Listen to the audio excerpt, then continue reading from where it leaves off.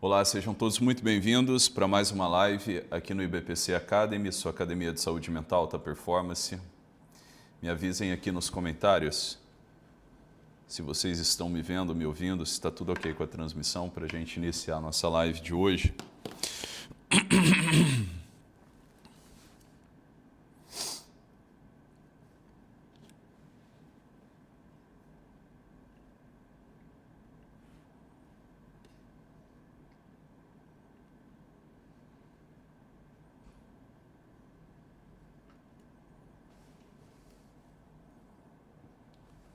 Tudo ok, né? Beleza.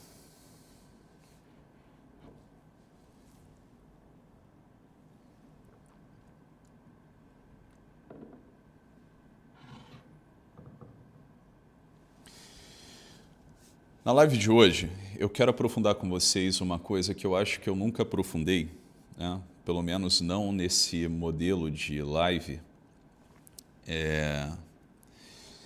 e que eu acho que está na hora da gente começar a falar de coisa séria, porque veja o seguinte, aqui nas lives diárias, né, o tom das lives diárias é um tom meio incisivo mesmo, né?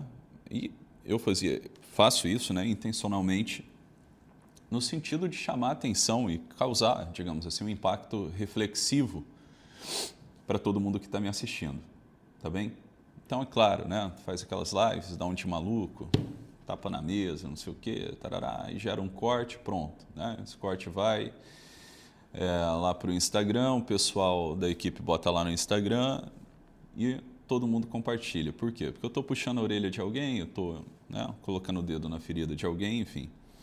E aí gera um monte de compartilhamento, a galera comenta, uns contra, outros a favor, não sei o quê. O pessoal acha ridículo, outros gostam, enfim. O fato é, esse modelo de comunicação é um modelo de comunicação de massa. Tá claro? Então, beleza, gera um corte ali, é igual esses cortes de político, né, no plenário.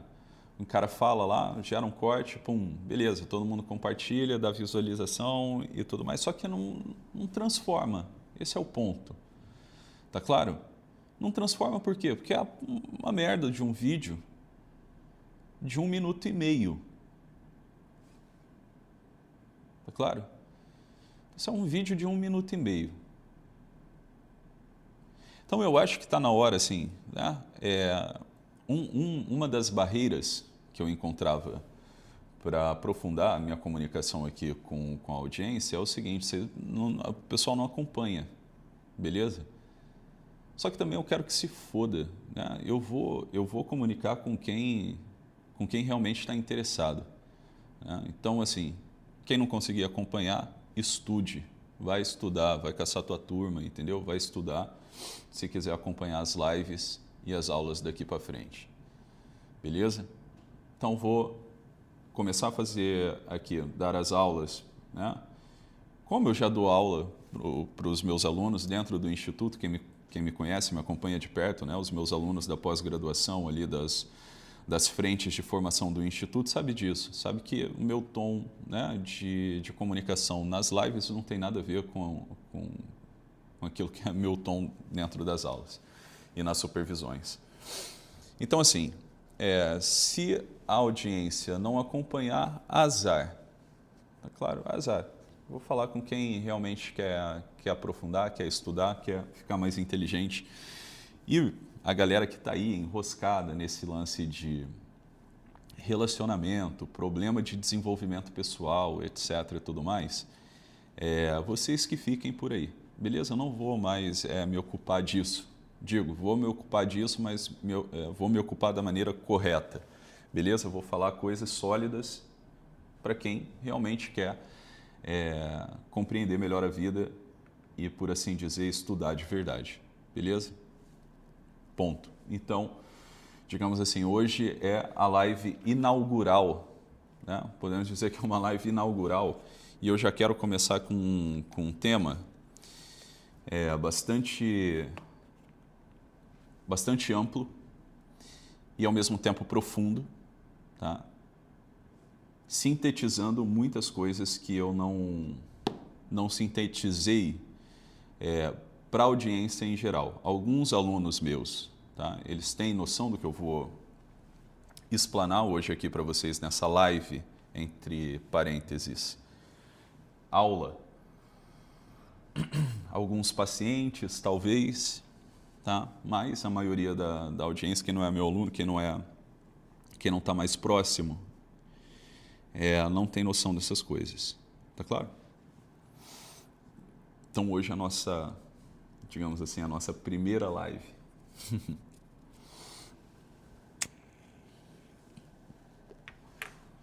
E lembrando que esses conteúdos aqui de live, eles depois vão sair aqui do canal do YouTube. E eles vão para dentro da plataforma do IBPC Academy. Tá bem? Show. Então vamos lá.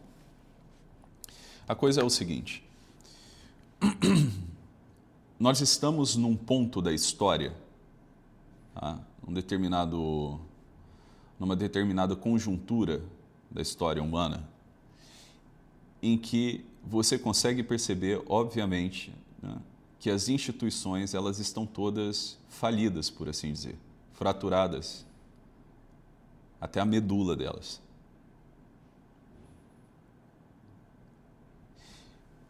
Isso quer dizer o seguinte, que a formação individual no nosso tempo, ela é precária, ou seja, a formação de um indivíduo, ela é precária. Precária, precária, precária. Tá certo? Por quê? Porque a partir do momento em que as instituições estão fraturadas, né, as instituições de Estado, as instituições de direito privado, civil. Quando você não consegue encontrar, digamos assim, na instituição primária, igreja e família, e nas instituições secundárias, tá? Que são instituições que são criadas para um fim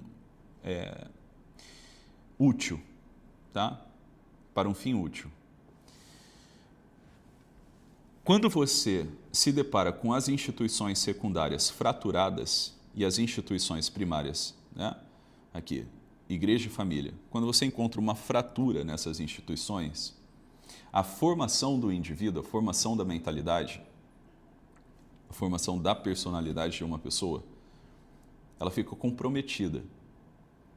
Então, toda essa loucura do nosso tempo, tá? Que é uma loucura impulsionada pela ignorância, tá certo? E pela autoproteção, ela é um resultado, digamos assim, um resultado mais patente de todo um avanço, digamos assim, por um lado, de uma agenda de mudança social, cultural, e por outro lado,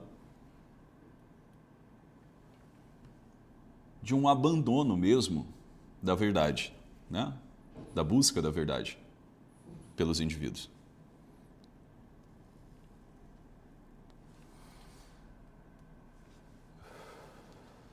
Então vamos lá.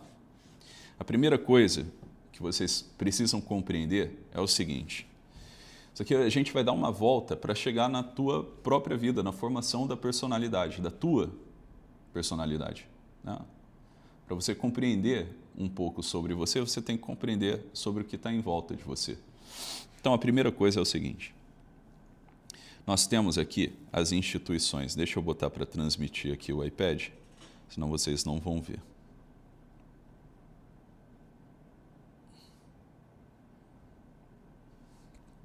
Pronto.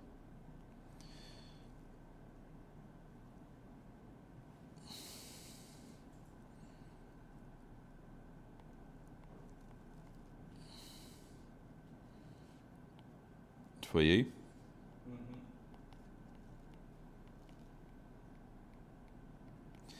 Então nós temos as instituições primárias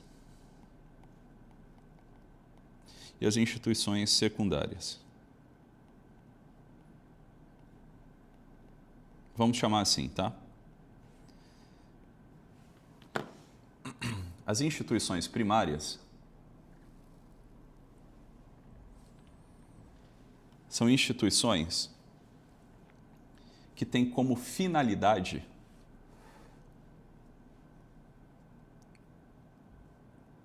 a caridade, o amor. Então, portanto, elas não têm um fim útil, material. Beleza? Elas são um fim em si mesmas, digamos assim. As instituições secundárias são instituições formadas, fundadas para os meios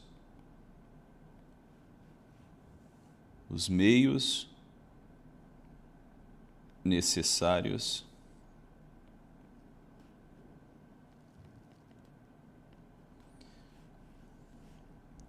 ou contingentes para alcançar essa finalidade aqui das instituições primárias.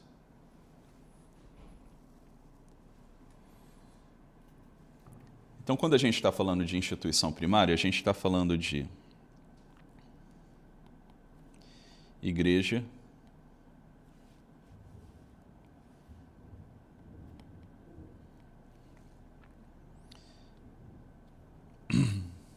igreja e família.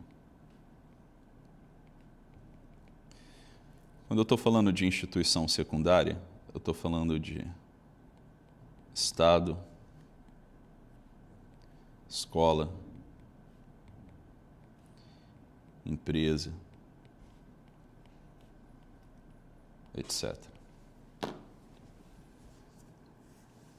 Tá certo? As instituições secundárias, elas servem para que elas têm uma finalidade, e essa finalidade é estabelecer os meios para que os indivíduos atinjam, por assim dizer, o fim último de suas vidas, ou seja, a felicidade. E felicidade aqui entendida, né?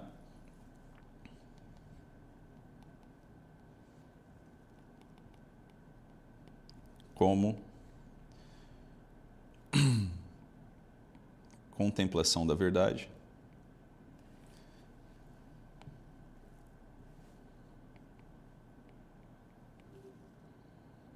contemplação de Deus. Beleza? Por que contemplação de Deus? Porque Deus é amor, caridade, e Deus é a própria verdade. Tá bem?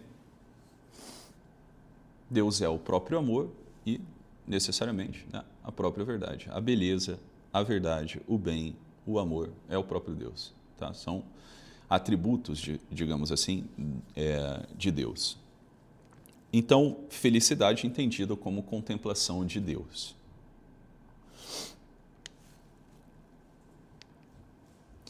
Todos nós tendemos ao bem. Todos nós tendemos ao bem, por quê? Porque você tem uma vontade. E a vontade é o motor da tua existência, da tua alma, digamos assim. Você opera através da tua vontade. Tá claro?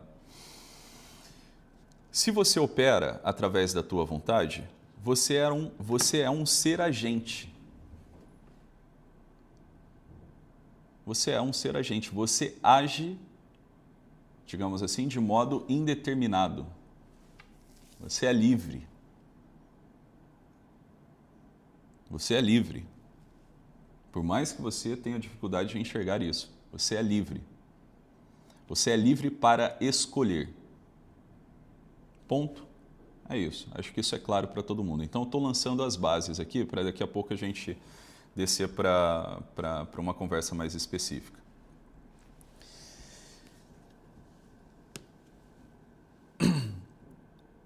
Tudo quanto existe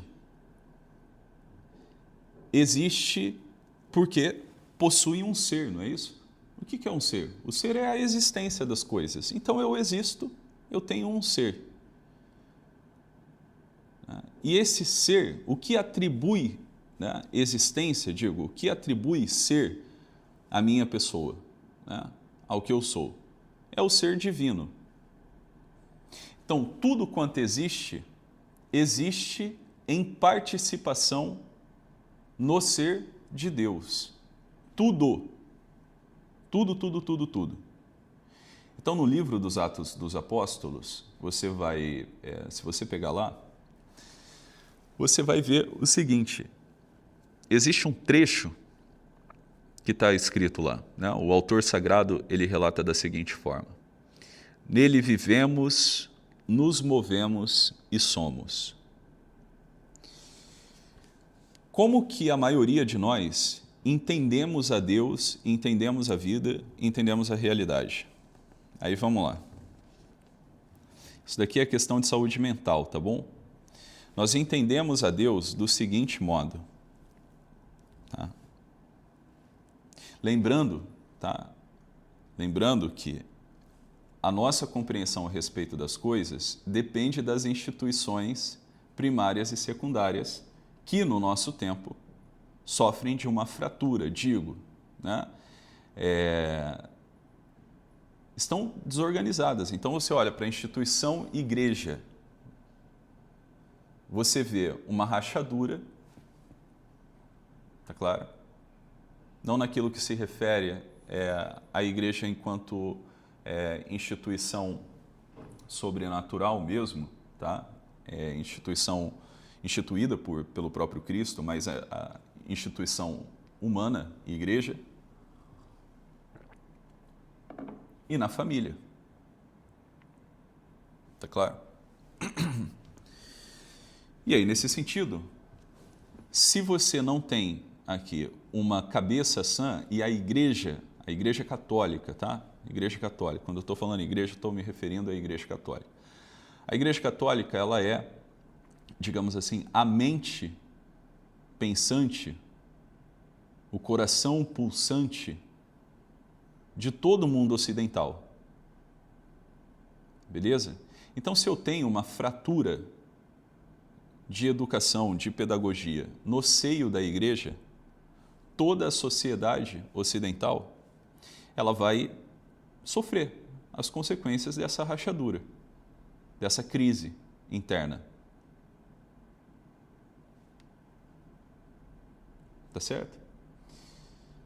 Então, se você quiser ser um reducionista, né, se você quiser compreender a crise moderna no nosso tempo, basta que você olhe para dentro da Igreja Católica, né, e você vai ver ali a crise, digamos assim, que existe, a crise pedagógica, crise a nível de educação dentro da Igreja. E aí você vai entender um pouco porque as coisas estão como estão, né? Por quê? A igreja, ela é a depositária da verdade a respeito de Deus, a respeito dos assuntos de fé e moral. Então, a igreja disciplina o que é família, a igreja disciplina o que é educação, a igreja disciplina o que é certo, o que é errado, o que é verdade, o que é mentira, etc. e tudo mais. Quando você tem uma fratura na igreja, que são esses homens e mulheres que, por amor a Deus, decidiram a dedicar a sua vida para a contemplação da verdade, para a contemplação de Deus, e, por assim dizer, servir a humanidade, quando você tem uma crise no seio da igreja e esses homens, né, sábios e santos, desaparecem ou se tornam raros, o mundo começa a ruir, a sociedade inteira começa a ruir, porque já não há mais quem aponte o caminho da verdade e já não há mais quem seja, digamos assim, o símbolo, a encarnação, né, digamos, da própria verdade no tempo. Então você fica sem referência. Você fica sem referência para onde ir e como viver a vida. Porque não basta só também a apreensão a nível teorético da vida. Você precisa ver uma pessoa normal, uma pessoa sã, agindo para você virar gente. O ser humano é o único animal que só consegue operar de acordo com a sua própria natureza se ele tem um exemplar de carne e osso para ele enxergar, para ele ver, para ele mimetizar. Tá certo? Então, na ausência de sábios e santos, o que acontece? Toda a humanidade começa a ruir, toda a sociedade ocidental ela começa a ruir. É o que nós estamos vendo e vivendo no nosso tempo. A gente é fruto e resultado de toda essa crise institucional, né, que começa, digamos assim, no final da Idade Média, né, e tem o seu cume aqui agora na Idade Pós-Moderna, em que as pessoas não sabem mais o que é verdade e o que é mentira, o que é certo e o que é errado, né? As pessoas não têm mais noção. E um exemplo disso são as estatísticas de transtorno mental. Entende? De transtorno mental. Porque o transtorno mental nada mais é do que o resultado patológico, tá, de uma crise institucional. Mas, pessoal, né? Basta você consegue fazer um diagnóstico diferencial. Você pega uma família funcional, cujo pai, cuja mãe, tá, ali marido e esposa, são duas pessoas equilibradas, né? Digo assim, equilibradas que eu estou dizendo, são pessoas que estudam, né? E que estudam de verdade, estudam para saber a verdade, estudam para servir, estudam para ser, né? Estudam para ser fiéis à verdade. São pessoas preocupadas, entende? Com o bem-estar, com o próprio desenvolvimento, com o desenvolvimento da própria inteligência, o desenvolvimento moral, que querem corresponder ao amor. Se você tem um homem ou uma mulher no seio de uma família que tem essa preocupação e essa exigência moral, essa responsabilidade moral, assim, cara, eu preciso corresponder ao amor. Poxa vida, né? Se você pega esse casal e compara com um casal, né, que não tem esse nível de responsabilidade moral, de correspondência ao amor, de correspondência à verdade, de busca pela verdade, entende? Pela virtude, enfim. Se você pega o resultado aqui na educação dos filhos, desses dois casais, porra, é discrepante pra caramba. É muito discrepante. Dá para compreender ou não? É difícil citar exemplos assim, porque a maioria das pessoas do nosso tempo tiveram uma família completamente desordenada. Pais e mães completamente desordenados. Mas se você fizer um diagnóstico diferencial entre um homem e uma mulher equilibrados, né, e um homem e uma mulher assim, que não são equilibrados, que não vivem, digamos assim, de acordo com a verdade, com a virtude, você vai ver a grande diferença. Tá bem?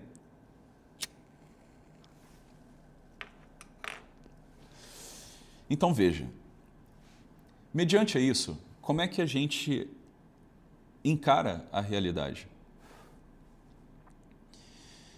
Quando você não tem ali uma instituição forte, a formação da personalidade, ela fica comprometida. Porque você não tem uma figura, digamos assim, que seja símbolo daquilo que é a ordem divina no mundo.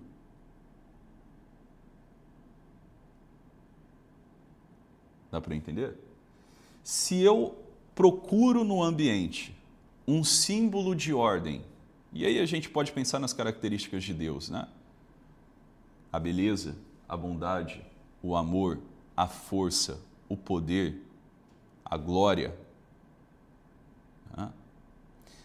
Se eu não encontro símbolos, tá, que me remetem à ordem divina, é óbvio que a formação da minha personalidade ela vai ficar comprometida.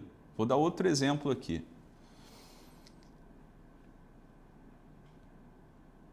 Um exemplo clínico.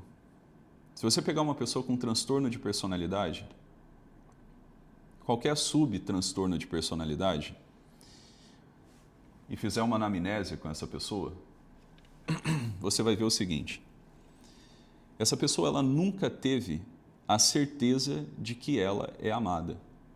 Tá entendendo? Ela não teve isso.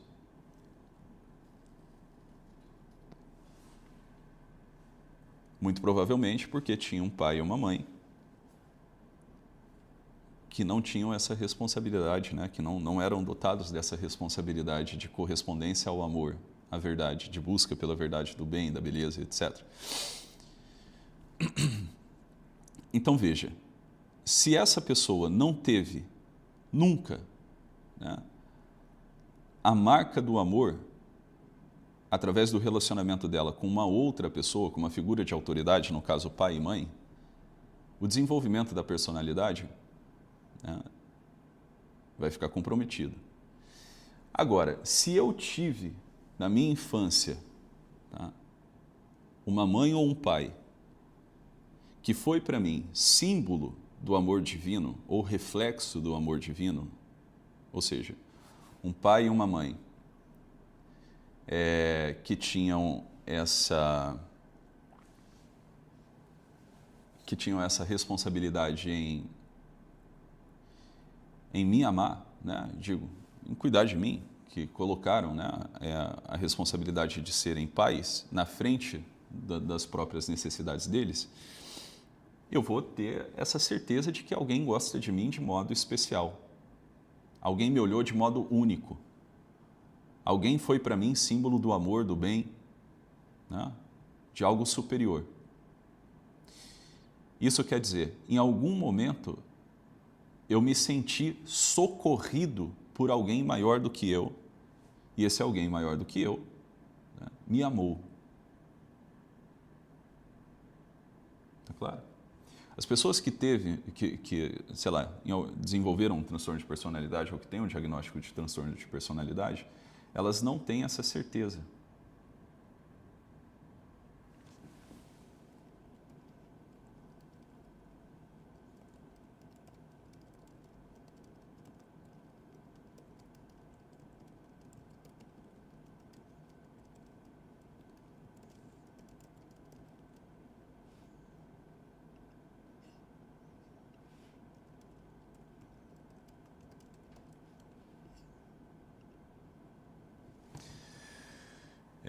Então, veja, o que acontece?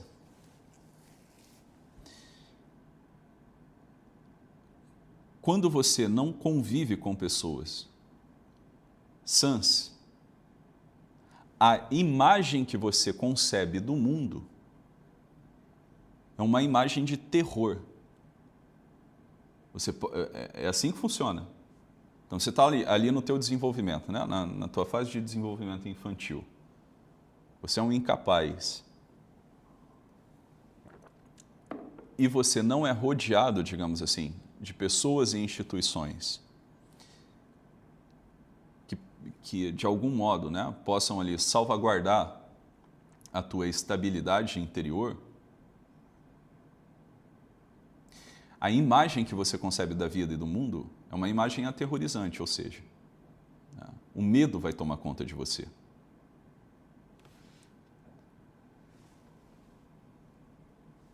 Porque você é um incapaz.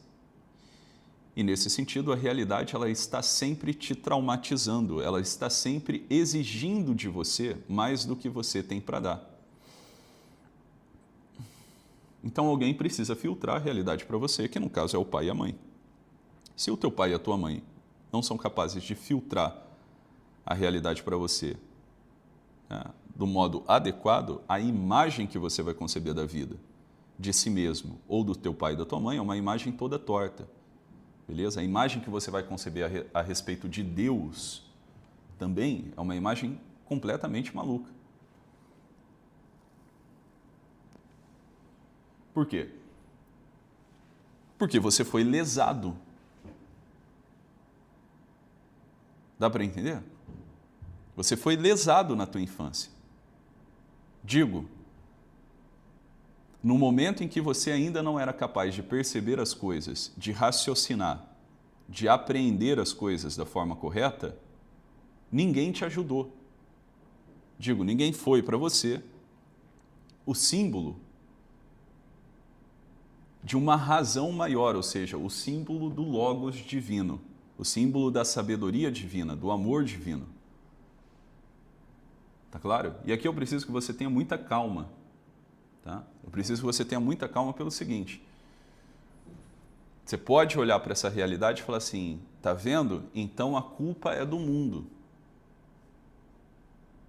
Tá? A culpa é do mundo.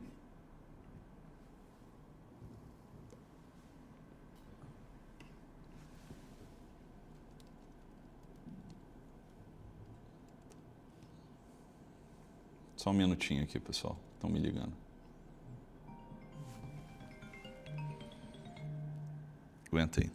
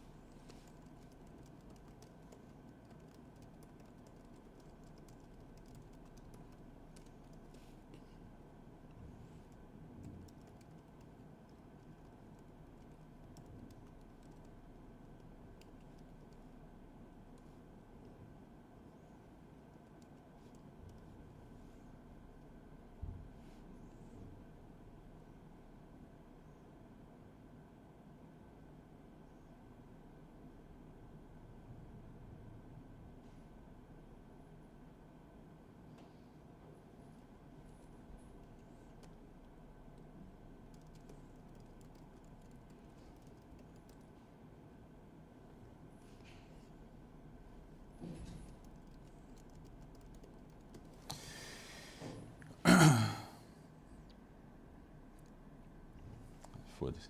Então, olha só. Se você não tem um pouco de paciência, você vai olhar, tá vendo? A culpa é do mundo mesmo, mas pera lá, calma aí. Vamos entender as coisas direito, tá certo? Então, existem dois tipos de trauma que você pode sofrer na vida. Que são o seguinte. São os respectivos traumas aqui, ó. Vamos lá. Trauma.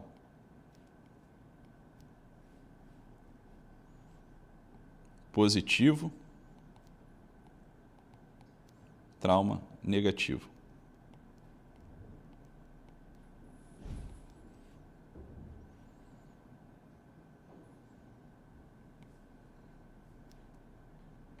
Estão acompanhando aí?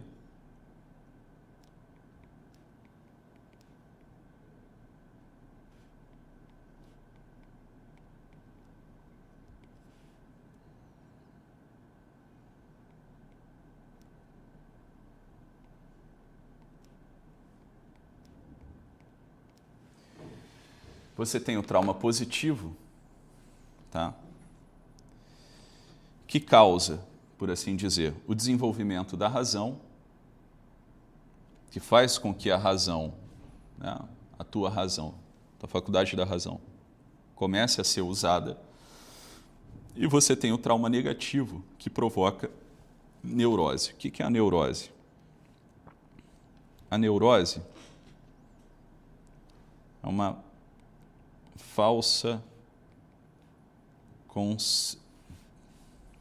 concepção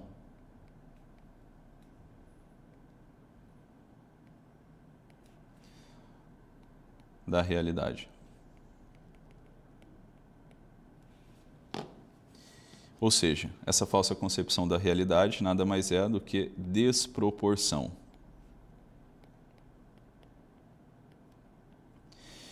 E aí veja, o que eu estou chamando de neurose aqui? Tá? A gente pode atacar alguns sintomas, né? Por exemplo, preocupação,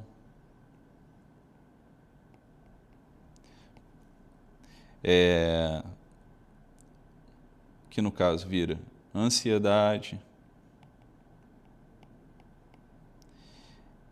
revolta. Tudo isso daqui, no fundo, é a manifestação de um vício capital chamado soberba. Essa soberba, né, no caso, essas neuroses, essa falsa concepção da vida, essa falsa concepção do real, da estrutura da realidade, ela é uma autoproteção.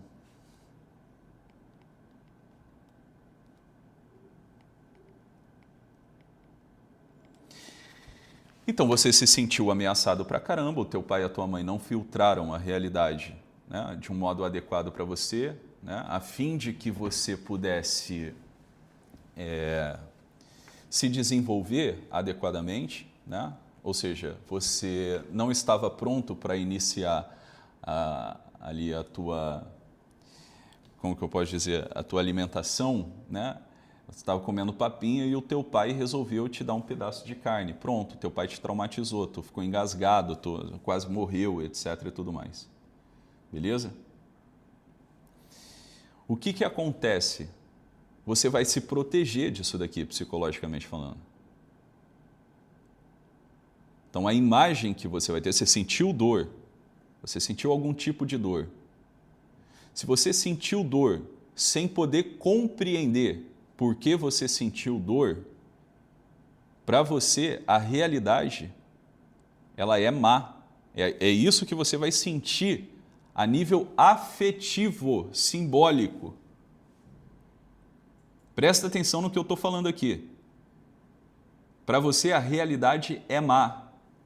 Em outras palavras, Deus está de sacanagem com você.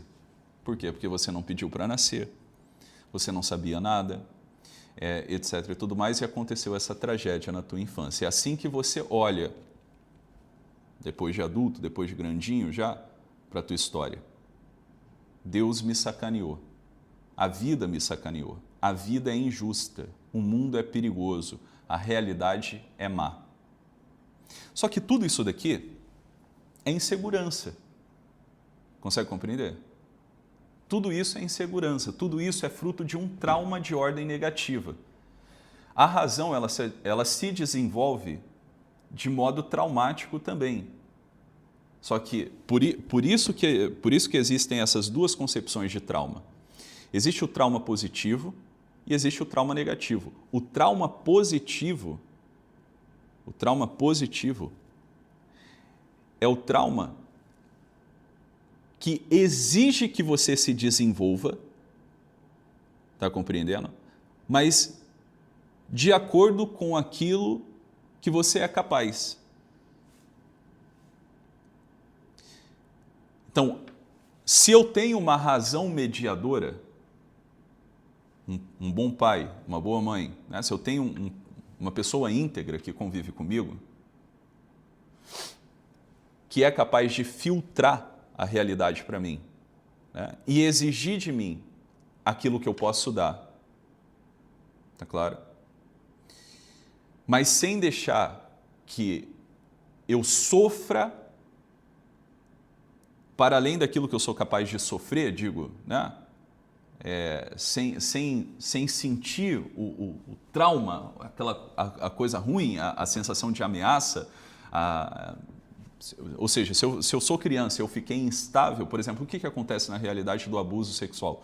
O abuso sexual infantil, ele é algo terrível para quem passa por essa experiência, pelo seguinte, você não sabe o que está acontecendo ali.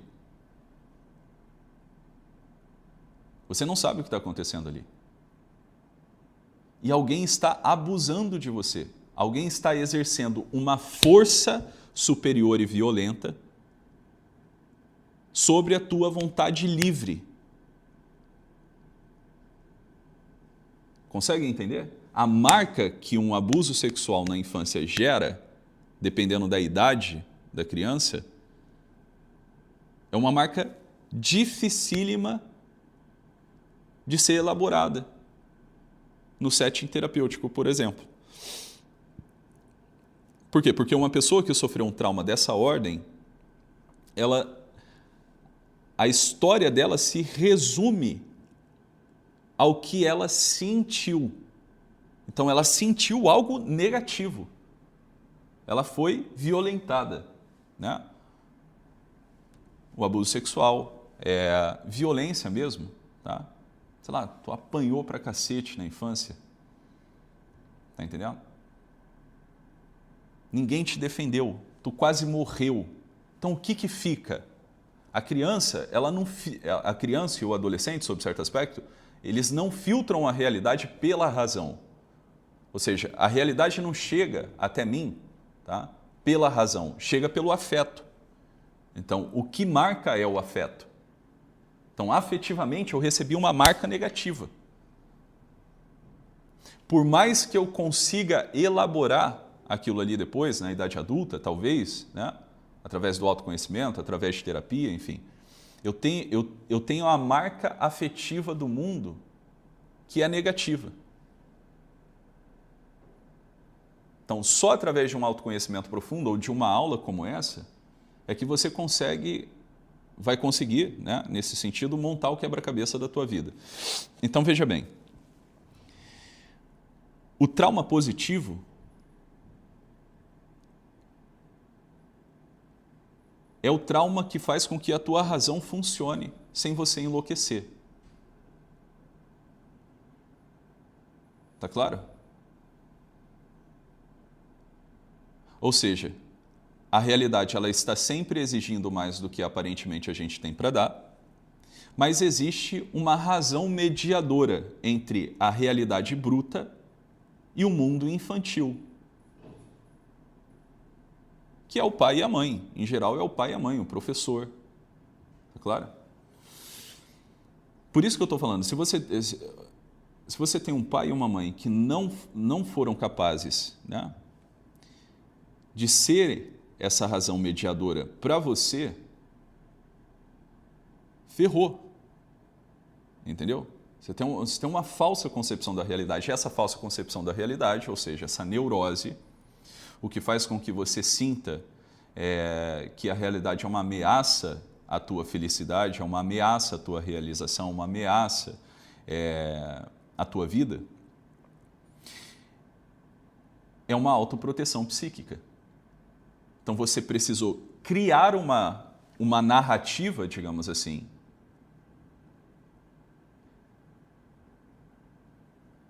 de que você precisa se proteger porque a realidade é ameaçadora. E ela está pronta para te destruir. Você entende? Tu criou isso. Tu criou isso. E vive aqui. Isso é o que a gente chama de soberba. A soberba é a mentira. Em contrapartida, tá? Você tem ali a humildade, a virtude da humildade. O que é a humildade? A humildade é a verdade, a confissão da verdade. E a verdade é, eu não sou nada, eu nunca fui nada e nunca serei nada. Nada, nada, nada. Essa é a nossa realidade. Está entendendo? Essa é a verdade a respeito de nós mesmos. O que você é? Está entendendo? Então, veja, isso daqui não é joguinho de palavra não, pô. Tu vê isso na própria realidade. Você olha para o mundo, porra, o mundo é muito grande, a realidade é muito grande, porra. Qual é o teu tamanho no meio disso daqui? Você é muito pequeno, eu sou muito pequeno. Compreende? Mas a neurose, ela faz com que você se coloque no centro da realidade. Por isso que você conta a tua própria história. E a história do mundo, etc., como se você fosse o centro dos acontecimentos. Ou como se você tivesse a narrativa definitiva do mundo real. E é aí que você se engana. Entende? Você, sob certo aspecto, né, neurótico, que é eu também, né, estou me incluindo no negócio, a gente começa a narrar os fatos, as circunstâncias, como se nós fôssemos os detentores da narrativa definitiva a respeito do mundo, ou seja, nós somos o Logos divino, nós somos a razão divina. Eu tenho razão, a minha vida é uma merda, a minha vida é não sei o quê, eu sou isso, eu sou aquilo outro, eu sou aquilo outro, aquilo outro. Ou seja, como se você fosse Deus, pô. No limite, a imagem da neurose é essa, você acha que tu é Deus.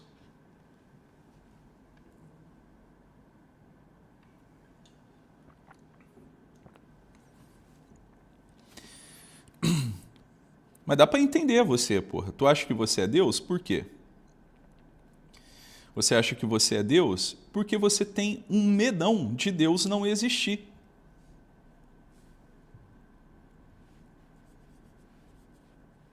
Você entende? Porque se Deus existisse mesmo, aí na tua cabecinha, né? Você pensa assim, porra, se Deus existisse de fato, se Deus fosse bom, se Deus fosse perfeito, eu não teria passado por isso, isso e isso, a minha vida não teria sido assim, assim, assado. Então, às vezes você até diz, pô, eu creio em Deus, não sei o quê, creio em Deus Pai Todo-Poderoso, pá. Mas isso não é uma realidade para você factual. Isso não é uma realidade factual para você. Então aí a religião começa a se tornar para você mais um elemento assim de auto-hipnose, digo, como se fosse um mantra. Você começa a ir à igreja, você começa a praticar a religião, praticar não sei o que lá, como um mantra, tá entendendo?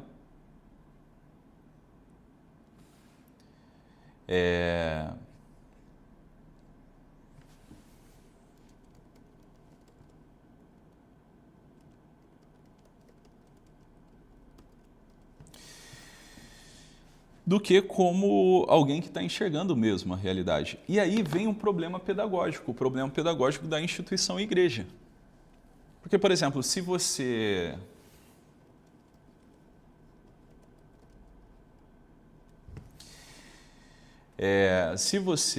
nesse sentido,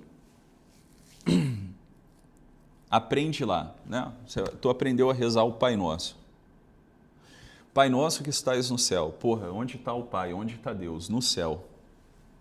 Então, quer dizer, se Deus está no céu, aí tu olha para o céu e fala, cadê Deus? Também não está no céu, entendeu? E aí ninguém te explica essa parada direito. Onde está Deus?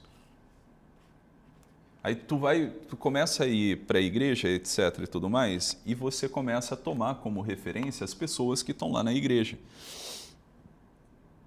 E geralmente as pessoas que estão lá na igreja, elas também estão lá porque elas tomaram alguém como referência, que tomaram outra pessoa como referência. E a coisa chegou num nível em que essa pessoa que você tomou como referência, ela não fez a experiência originária da fé. Está entendendo? Então, há 2000 anos atrás, Jesus Cristo pisou aqui nessa terra e ele se comunicou com algumas pessoas, ele conviveu com algumas pessoas, tá? E a coisa foi passando de geração em geração e Jesus está vivo, né? Algumas pessoas realmente tiveram uma experiência originária, a experiência originária da fé.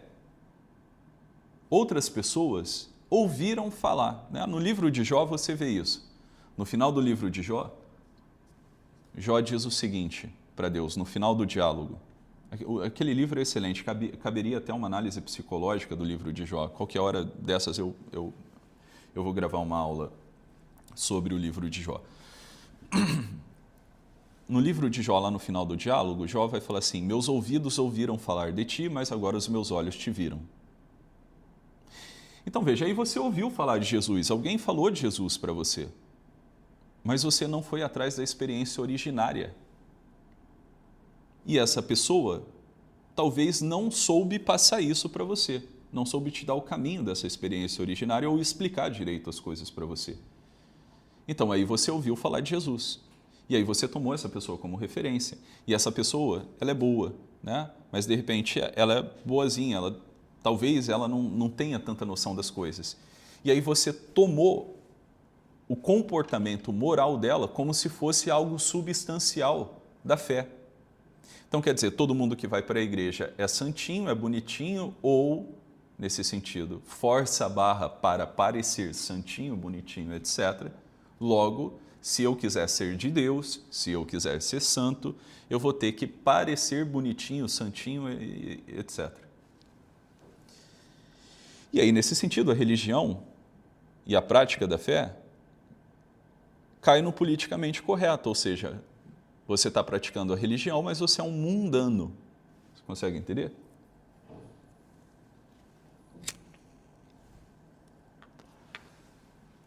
Você não está interessado em conhecer a Deus. Você não está interessado em conhecer Jesus Cristo, em ter uma relação pessoal com Jesus Cristo e nem com Deus. Você está interessado em parecer bonitinho para os seus pares. Aí ferrou. Por que ferrou? Porque você acabou de cair numa desonestidade intelectual. Você está fingindo que está vendo uma coisa que você de fato não está vendo.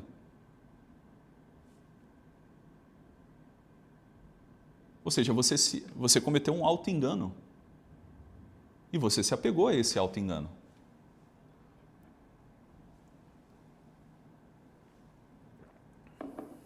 Entendeu? Aqui eu estou falando na dimensão da religião, mas isso acontece também na dimensão da vida. Você não sabe direito por que as coisas são assim ou são assado. Mas você finge que sabe. Porque até uma determinada idade, talvez lá, né? Saber como é que foi o teu desenvolvimento, a tua vida pessoal. Mas vamos supor que até uma determinada idade você queria a aprovação das pessoas, você quer a aprovação das pessoas, você quer a validação coletiva. E aí, para ter a validação da coletividade, para as pessoas olharem para você, né, e dizerem, né, que você é lindo, gostoso, maravilhoso, etc., você cometeu esse ato imoral, que é o ato de mentir para si mesmo. Então, para você, você está jogando você está jogando com fingimento, meu filho.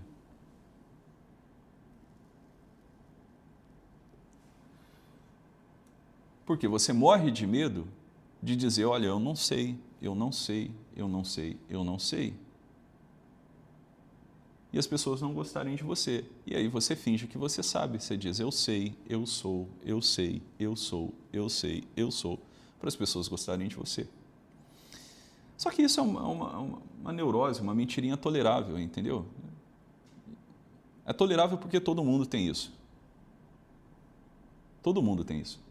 Isso é a manifestação da soberba, porra. Você não está vendo a realidade diretamente. Você não estudou direito. Então, né, para ter a validação dos outros, você vai por aqui, por ali, vende uma coisa que no fundo, né, tu não é, enfim. Até porque não existe mentira absoluta. Então, tu vai nessas mentirinhas e tal, só que nessa daqui, tu pode se enrolar de um tanto que você nem imagina.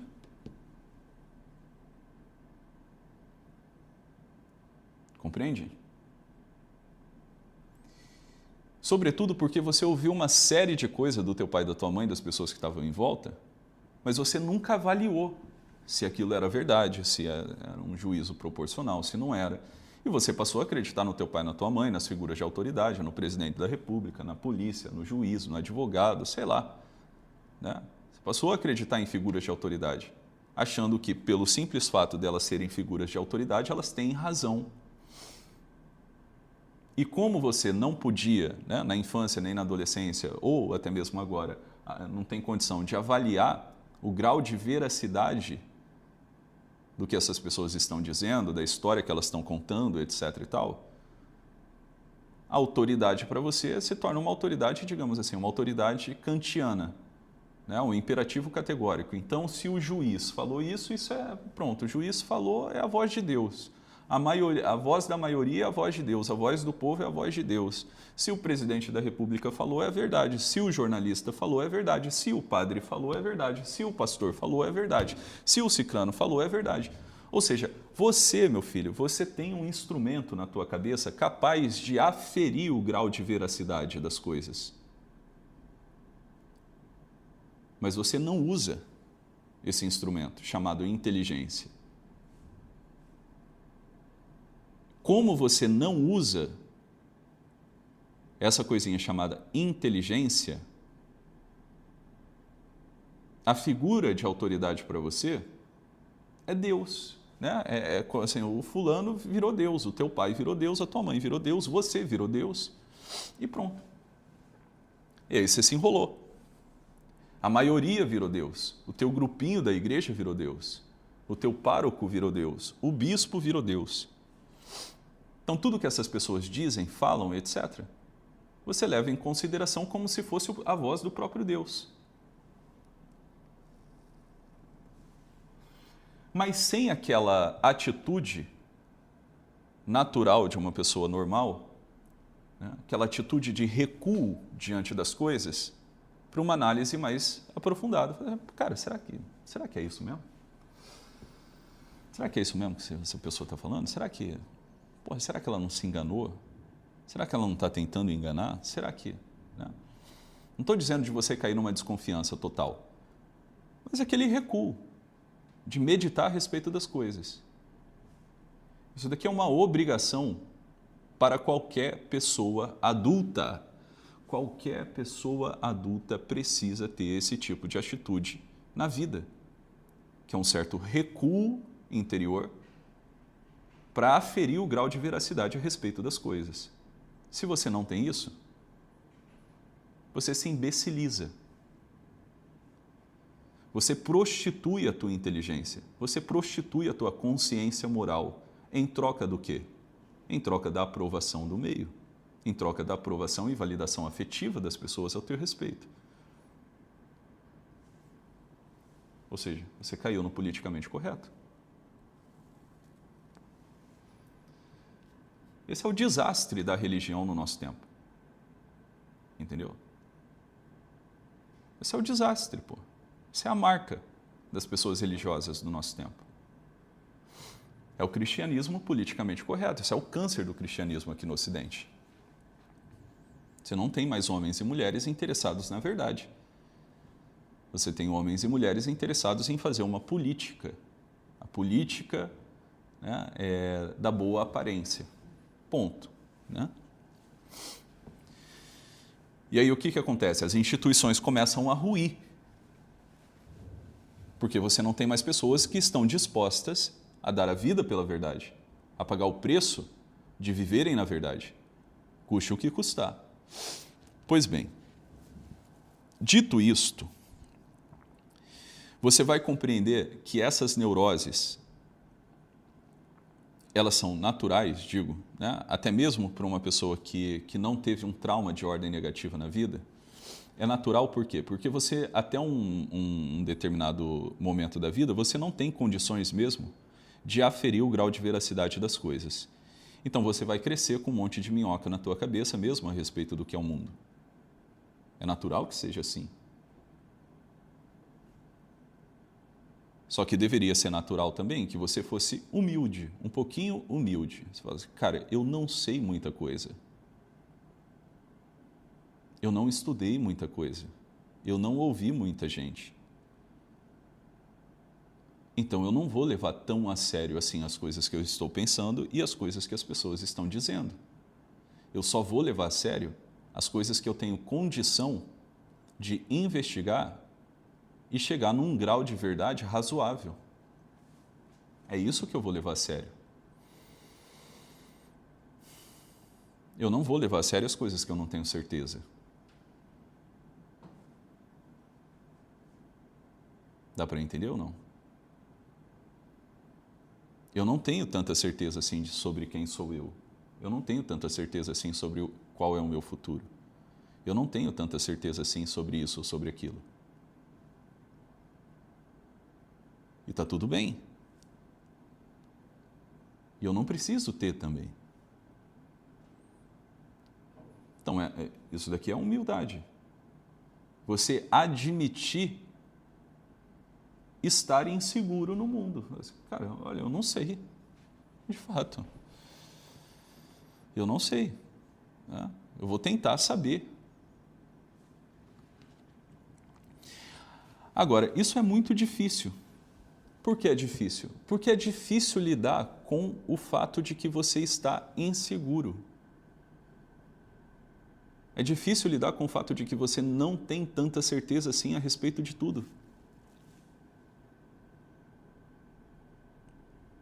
Então, o caminho mais fácil é você criar uma falsa certeza, uma falsa percepção do real, do que viver um estado de dúvida permanente em busca da verdade.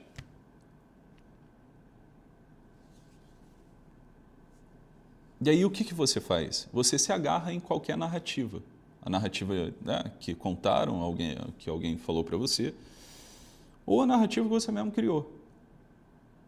Para quê? Para sanar, para anestesiar a tua insegurança.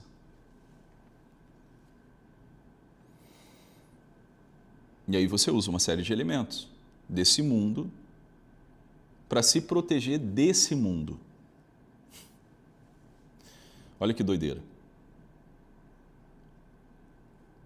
Então, se existe alguma segurança nessa vida, a segurança está para além desse mundo. Você tem que buscar uma segurança para você que esteja para além desse mundo, porque esse mundo aqui, se o mundo te deixa inseguro, e de fato, tá, só existe uma segurança. Ou só pode existir uma segurança, o que está para além dele. Agora, como é que eu vou me apegar a alguma coisa desse mundo para me livrar desse mundo? Para me sentir mais seguro? Não pode ser assim. E essa insegurança é uma percepção, como eu falei, isso é próprio da neurose, é uma percepção torta da realidade. Porque a realidade ela é estável. Por que a realidade é estável? Porque tudo que existe, existe no ser de Deus. E Deus necessariamente é bom. Deus necessariamente é perfeito. Se Deus necessariamente é bom e necessariamente perfeito, você já consegue tirar uma conclusão lógica dedutiva dessa premissa. Se Deus é bom e perfeito, o mal não pode ter substância. Se Deus é, o mal não é. Porque como é que vai existir o mal na mesma proporção que existe o bem? Então essa coisa que você está chamando de bem, que é Deus, ele não é Deus, porra. Se existe uma força igual e contrária, proporcionalmente contrária a Deus, então Deus não é Deus. Não existe força capaz de se equiparar à força divina, ao poder divino. Ponto.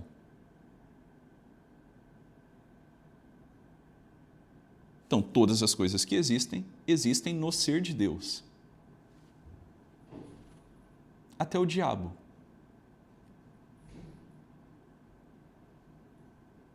Só que como que a maioria das pessoas entendem o diabo? Como uma força proporcional contrária a Deus. Está entendendo? Então, a tua visão da realidade ela é mais ou menos assim. Eu vou desenhar para você, para ficar mais claro. A tua visão da realidade é assim, ó. A realidade, ela existe, beleza? Vamos colocar aqui, ó, realidade. A realidade existe. Tu acredita que a realidade existe? Aí, você está aqui, ó. Beleza? A realidade existe, você também existe. Aí, aqui, vou colocar um pouquinho maior. Aqui embaixo está você. E aqui um pouquinho maior. Deus. Deus. E aí, no meio disso tudo aqui, existe uma porrada de coisa.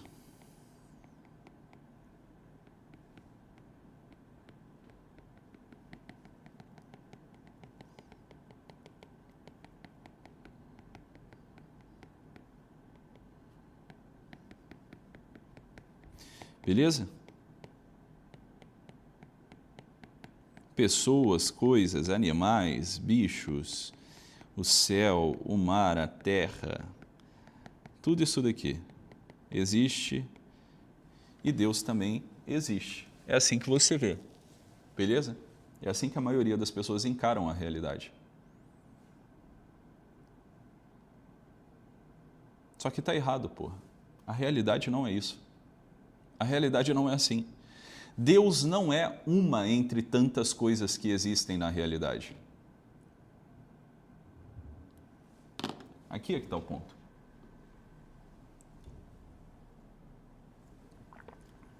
Para você, na tua cabeça, Deus é uma entre tantas coisas que existem na realidade. Só que está errado. Por que está errado? Porque na realidade a coisa funciona do seguinte modo.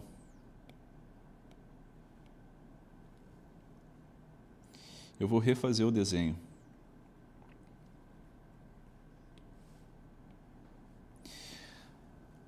A coisa funciona assim, ó.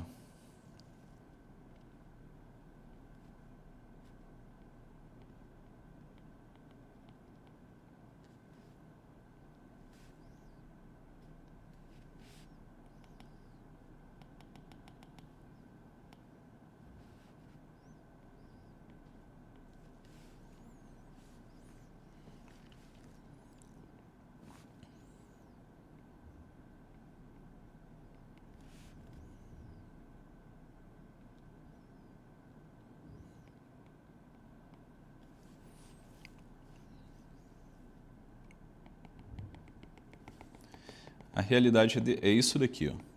Tá bom? Esse é o modo correto de enxergar as coisas.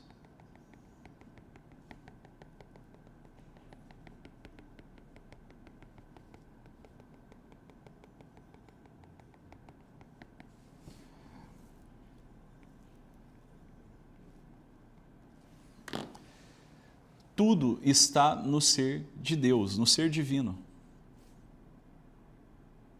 Está compreendendo?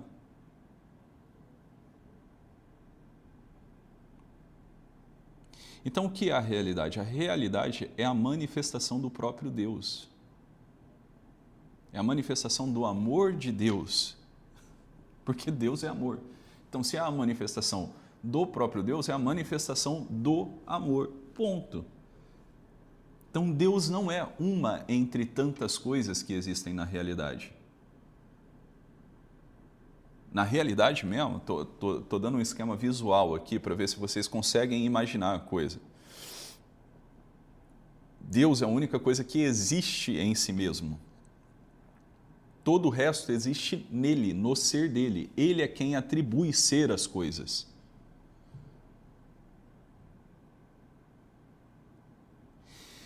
E a partir do momento que você tenta conhecer a Deus como se Deus fosse algo externo a você, como se Deus fosse uma entre tantas coisas que existem no mundo real, você já errou na largada. Então, se você quer ver a Deus como você vê o teu coleguinha do lado, como você vê a sua mãe, o seu pai, o seu marido, sua esposa, você já errou na largada, meu filho. Por quê? Porque você não consegue sair de Deus para ver Deus desde fora. Está entendendo? Você não consegue sair dele para olhar para ele. Né? Se você sair dele, acabou você. Não dá para sair dele. Tudo que existe está nele. Tudo que existe manifesta o amor dele. Então veja, o primeiro mandamento é uma coisa que todos nós estamos obrigados necessariamente a cumprir. Porque, caceta, como é que eu não vou amar a Deus sobre todas as coisas? Se você meditar os teus próprios pecados, bicho, como é que você não vai amar a Deus? Para você pecar, você precisa fazer um uso diverso de algo que Deus criou. Né? Você precisa usar uma coisa que Deus criou fora da ordem estabelecida por Ele, fora da ordem do amor. Entendeu? E, no entanto, mesmo quando você peca, Deus não te destrói. Ele não seria menos justo ou menos Deus nesse sentido, se isso acontecesse. No entanto, você faz mau uso das coisas, porque a maldade e a burrice, né, nunca são termos antagônicos, as duas estão sempre caminhando, as duas coisas estão caminhando de mão dada, sempre. Mesmo quando você faz um mau uso das coisas, você continua existindo. Se você parar e meditar os teus pecados com seriedade, você vai cair de joelhos, não agradecendo a Deus pelos teus pecados, mas agradecendo a Deus por ter criado as coisas como Ele criou e arrependido de ter feito um mau uso das coisas que Ele criou para você, pelo teu amor, para a tua felicidade.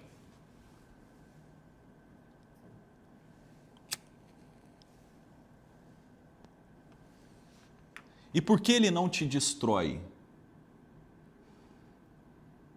Por que Ele insiste em você, mesmo quando você peca?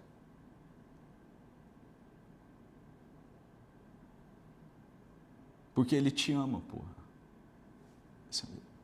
Ou seja, Ele só sabe fazer isso, Ele só sabe amar. O inferno é a prova, o inferno prova o amor divino. O inferno é a prova do amor divino.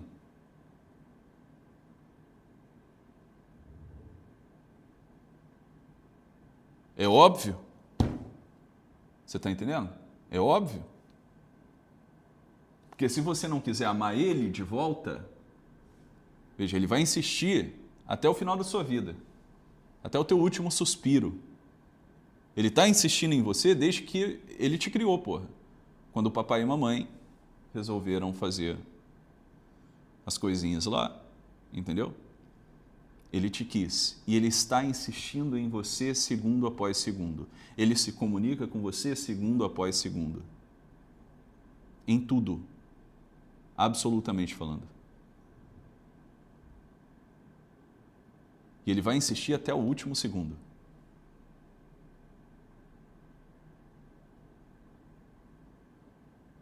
Se você não quiser, Ele não vai te destruir. Entendeu?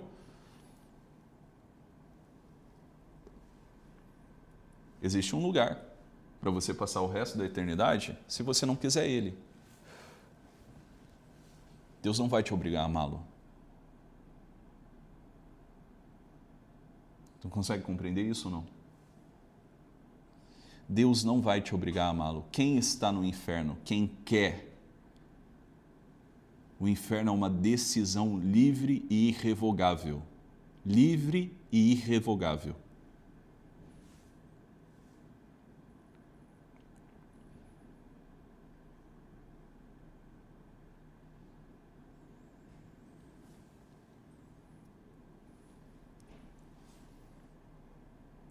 Então veja, não é Deus, né? Deus não é um juiz positivista que mediante o teu pecado, Ele vai olhar e dizer, errou, inferno. Não, Deus não é estúpido como você é. Deus não julga como você julga.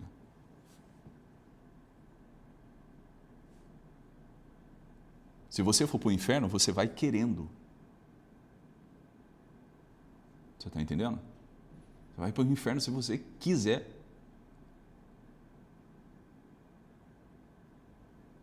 Como você vai para o céu? Só se você quiser. Ou seja, não existe terceira via, porra. Que seu sim seja sim, que seu não seja não. Está entendendo? Não existe terceira via. Ou isto ou aquilo. Mas te destruir Ele não vai.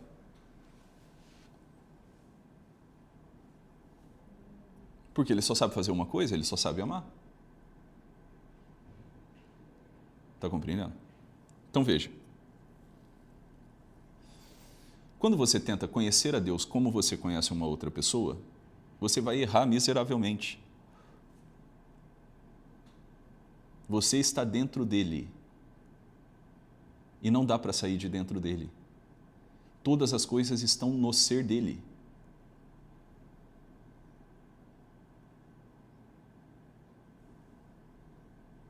Então é um absurdo que a gente olhe para o mundo e não entenda o mundo como palavra de Deus, como discurso divino. Você não compreender a realidade como um verbo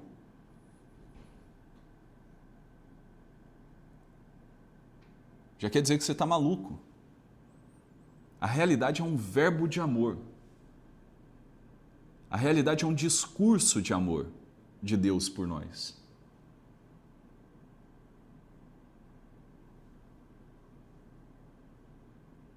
Como é que você é capaz de olhar para o céu, uma flor, uma criança, a tua própria existência, a tua capacidade de enxergar a verdade, bicho, e você não se espantar com isso, e você não amá-lo? Está entendendo? Como é que você é capaz de pecar e não amá-lo?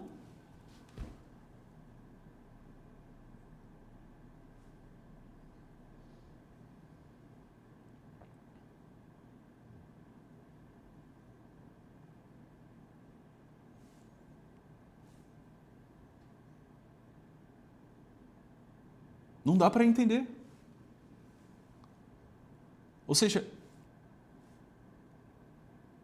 nem eu mesmo me amo desse jeito, porra. Eu não criei nada para mim. Eu não fiz nada por mim. Todas as coisas que eu fiz para mim, eu fiz baseado nas coisas que já existem, né? O que eu fiz de bom ou eu fiz de mal, nesse sentido. Eu fiz baseado naquilo que existe. E a minha vontade, ela só se move para aquilo que é bom, mesmo eu fazendo mau uso das coisas, mesmo eu pecando. Como é que eu sou capaz de olhar para a realidade me negando, você está entendendo? Me negando a me relacionar com Deus? Não tem como, porra. Aliás, tem como, quando você enlouquece.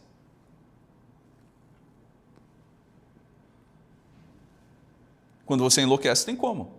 Que aí você cria uma segunda realidade na tua cabeça e vive dentro dela.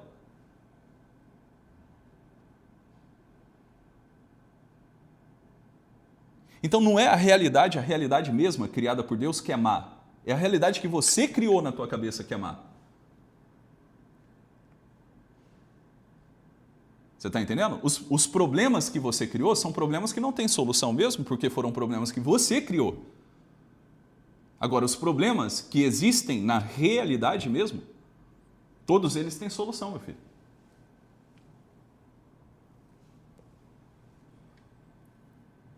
Todos eles têm solução. Agora, o que acontece é que você mede a Deus com a tua régua. Então, por exemplo, quando você não pode resolver um problema, né, tu não é capaz de ressuscitar o teu filho, de curar o teu filho de uma doença, a tua esposa, a tua mãe, teu pai, etc.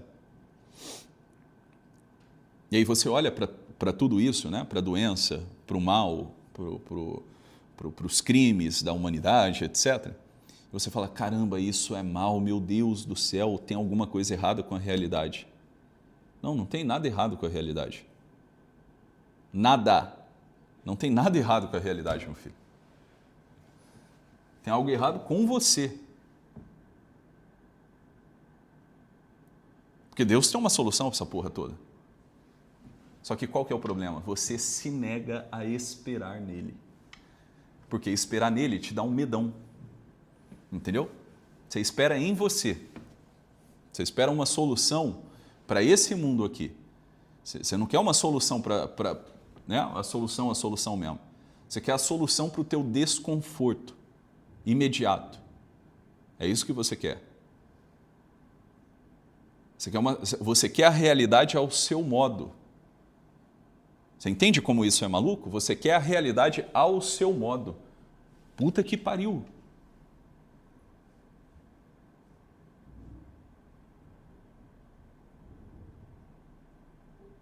Ou seja, você criou uma coisa na tua cabeça com base na realidade, que é infinitamente maior do que você mesmo, e você quer dobrar agora a realidade, você quer colocar o oceano dentro de um copo d'água, porra.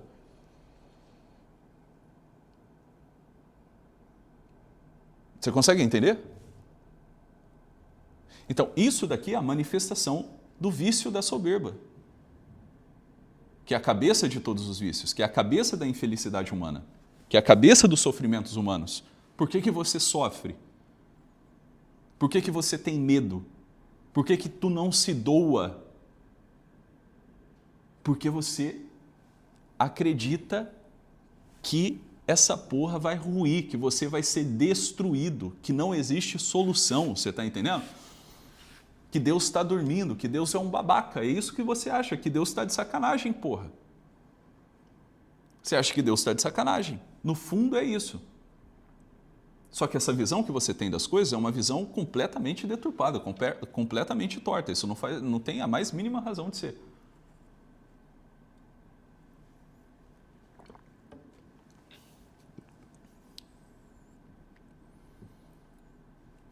Não tem a mais mínima razão de ser. Então, você nunca se perguntou, por exemplo, né?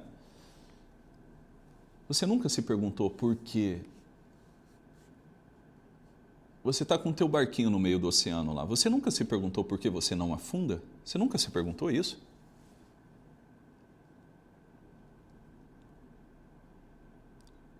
Vamos lá, com base em tudo que está na tua cabeça, com todos os teus conhecimentos.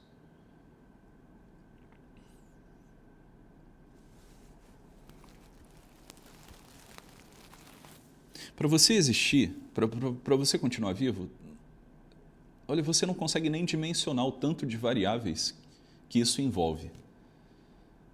Você não consegue dimensionar. Você não sabe o que está acontecendo dentro de você, no teu corpo agora. Você não sabe. Você não sabe, você não controla a porra. Você não sabe o que vai acontecer com você daqui 20 minutos. Para você continuar vivo.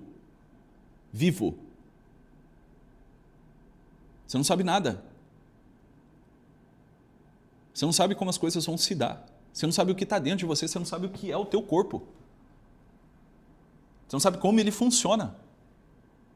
Você não sabe como as coisas funcionam. Você sabe assim, um fragmentozinho de nada, assim, de um cocôzinho de nada daquilo que é a realidade. E você nunca se perguntou, por que meu barco não afunda? Eu estou aqui no meio do oceano, por que meu barco não afunda? Se você estudar a fisiologia humana, né, você vai encontrar um negócio chamado lá, sistema nervoso autônomo. Você não controla nem teus batimentos cardíacos, porra. Você não controla nem a tua pressão arterial. Nem a tua pressão arterial tu controla.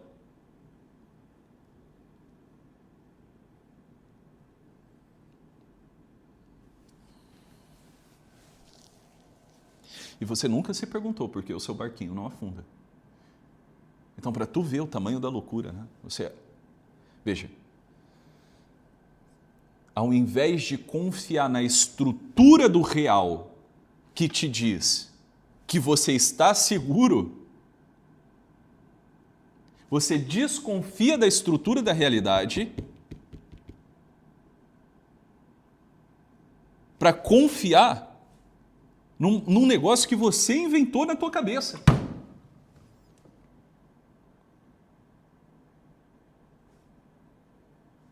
Olha que doideira. E de onde você tirou esse negócio que você inventou na tua cabeça? Essa história que você conta para você mesmo para você se sentir mais seguro na vida? Da realidade. Só que na realidade tu não confia. Tu confia em você, tu confia nessa historinha que você contou, né? Sobre quem é você, quem é Deus, o que é a sociedade, o que são os outros, etc. E aí você confia nisso. Mas em Deus, que fez a realidade, de onde você extraiu material para criar essa historinha, aí não, aí tu não confia na realidade. Puta que pariu, você tá entendendo? Você confia mais na tua cabeça do que no real, porra. Que loucura! Você confia mais na tua cabeça do que na realidade.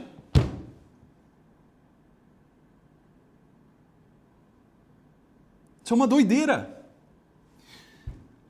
A gente está aqui agora, exatamente nesse momento da nossa aula, No epicentro de todos os problemas psicológicos que existem, porra. Tá entendendo? Por que eu consigo sair da minha casa? Veja bem, por que eu consigo sair da minha casa e chegar aqui no escritório, na sede da empresa?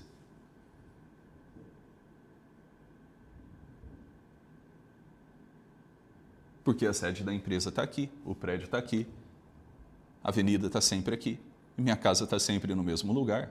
E isso não depende de mim. E mesmo quando eu não estou pensando nessas coisas, essas coisas continuam estáveis. Quantos momentos do dia você para lembrar que você tem um cérebro, que você tem neurotransmissores, que você tem aqui o teu córtex pré-frontal, que não sei o que, tarará. Quanto de tempo você dedica para pensar, para ter fazer um exercício de consciência mesmo, que você tem um pâncreas, um fígado, um intestino?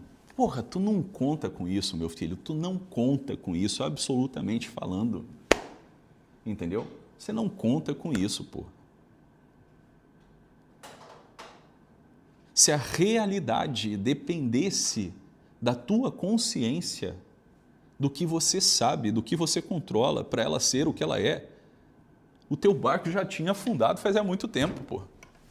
O teu barco já tinha afundado faz muito tempo.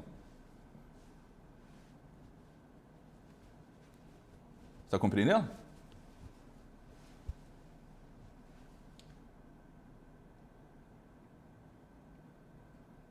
Para pensar.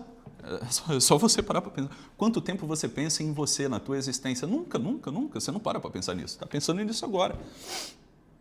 E você continua existindo, e as pessoas continuam existindo, e as coisas continuam existindo, e as coisas continuam funcionando. Quanto tempo você para pensar no chão? Né? Ou seja, na terra mesmo. Né? A gente constrói prédio em cima da terra, as árvores estão amparadas pela terra, a gente constrói pista, o cacete, para se locomover, né? Em cima da terra, no chão e tal. Quanto tempo você para pensar no chão que você pisa? Nunca. No entanto, esse chão nunca cede. Assim é Deus. Deus está o tempo todo presente. Deus é como o chão que você pisa. Ele está o tempo inteiro presente. Você está em cima dele. É você que não está presente, porra.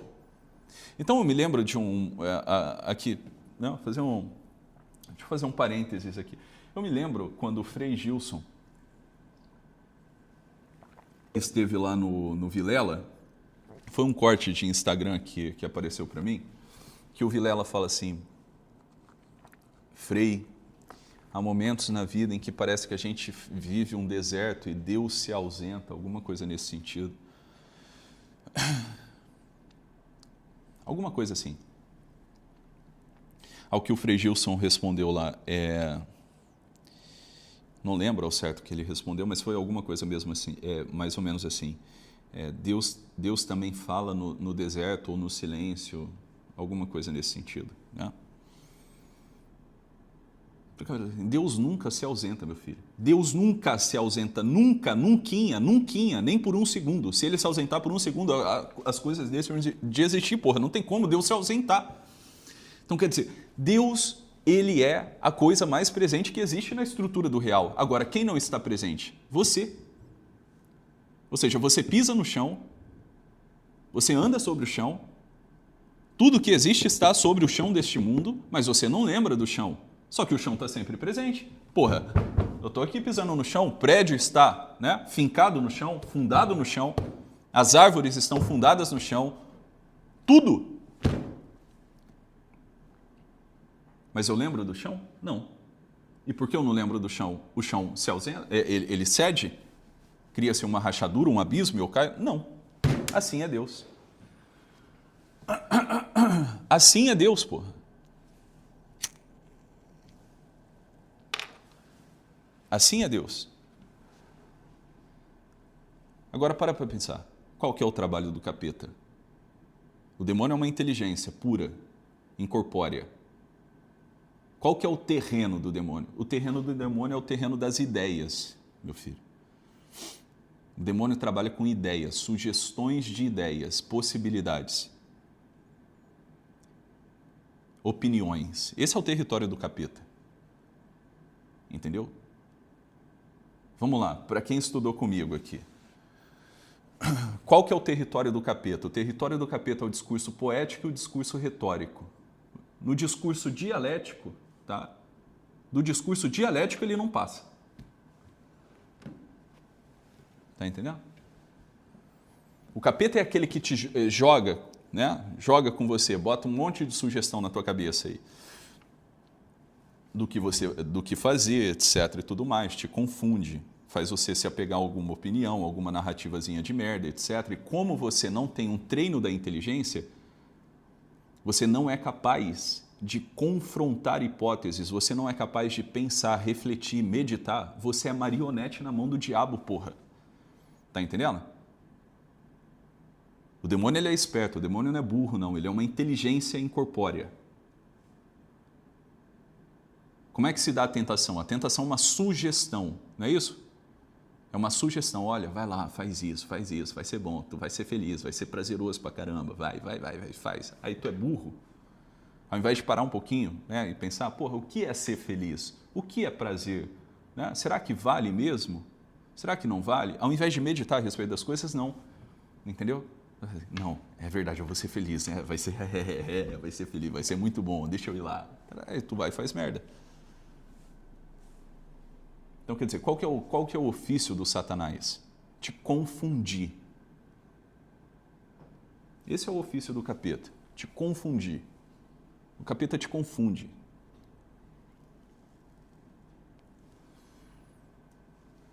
Então, o exorcismo mesmo, tu quer se blindar contra o capeta, tu precisa rezar e estudar, meu filho. Rezar e meditar. Você está entendendo?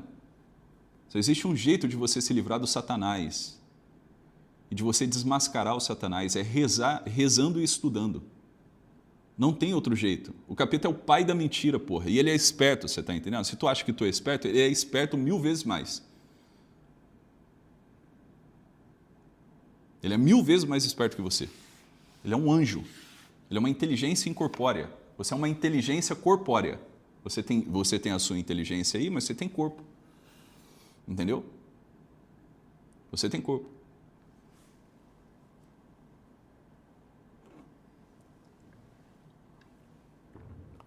Então você quer se blindar contra o Satanás?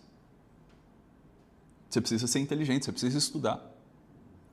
E é por isso que Santo Tomás diz que a maior coroa no céu, a maior coroa de glória no céu é a coroa dos sábios. A coroa dos sábios. Então, Santo Tomás tem uma máxima que ele diz que no céu há 3 coroas de glória. A coroa das virgens que venceram a carne, a coroa dos mártires que venceram o mundo e a coroa dos sábios que venceram o capeta, o Satanás, que é o pai da mentira.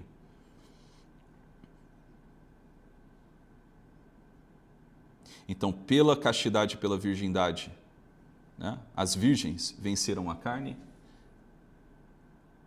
Pela fortaleza heróica, os mártires venceram o mundo. E pela sabedoria e a verdade, os sábios vencem o demônio, que é o pai da mentira.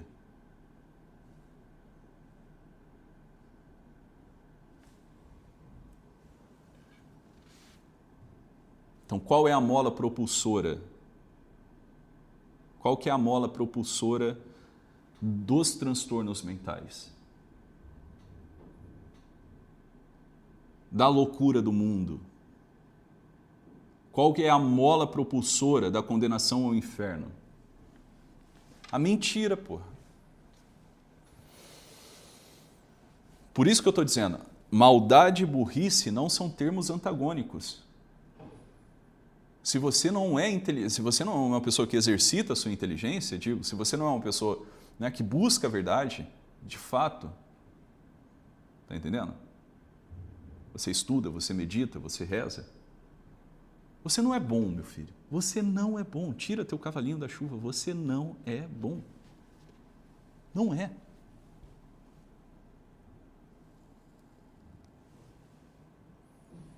Entendeu?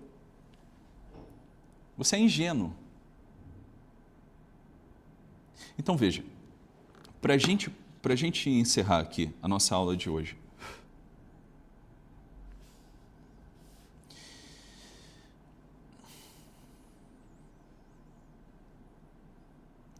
tudo quanto existe fala do amor dele por nós.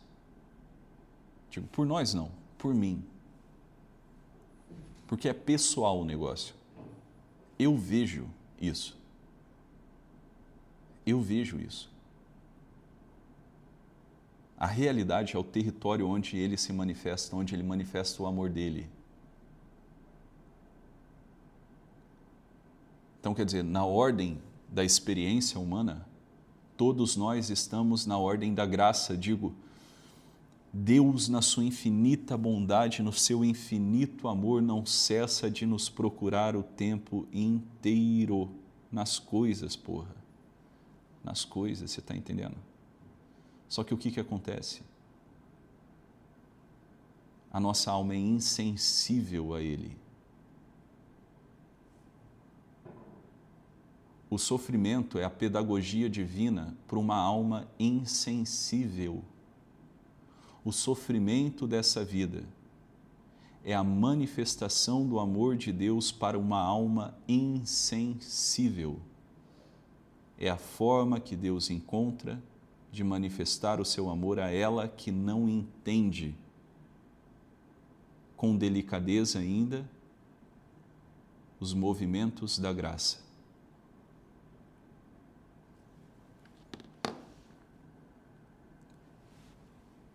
Eu sou insensível a Ele. Você é insensível a Ele. Eu sou capaz de passar de um lado de um jardim, olhar para aquelas flores e tornar essa experiência banal.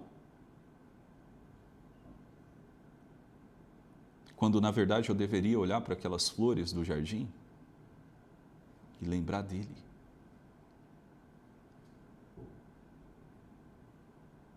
Lembrar dele.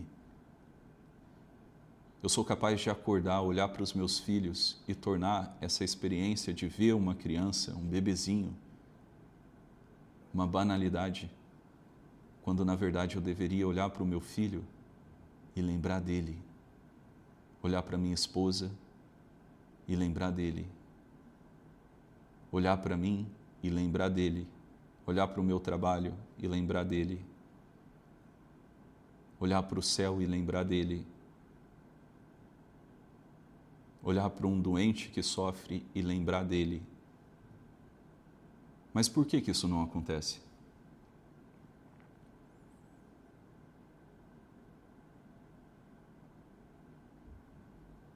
Porque eu sou insensível às delicadezas do amor divino.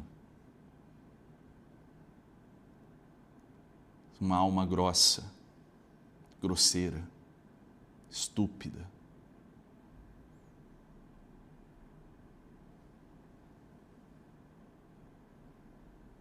Deus como que gritando de todos os lados. E eu surdo e cego, insensível para o discurso de amor dele em relação a mim. Consegue compreender?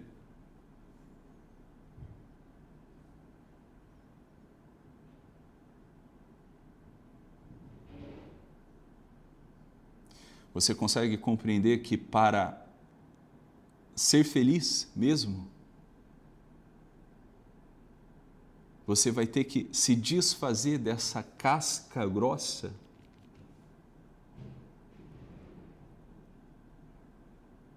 que a mentira que você contou para você mesmo criou para você se lançar no mar das delícias e delicadezas do amor de Deus por você?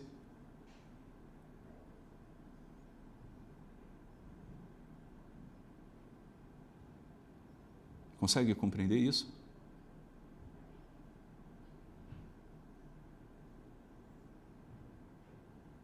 Você consegue compreender que ele fala com você, mas você, insensível, indolente,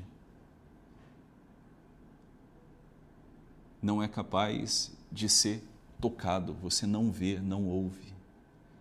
têm olhos e não veem, ouvidos e não ouvem.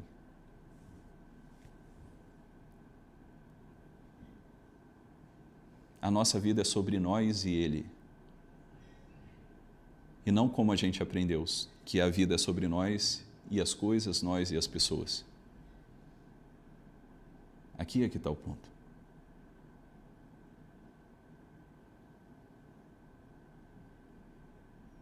Para você, a vida é sobre você e as coisas, você e as pessoas. Porque você tem medo de confiar na estrutura da realidade, onde Ele se manifesta. Mas é ela quem te ampara. Você está nela.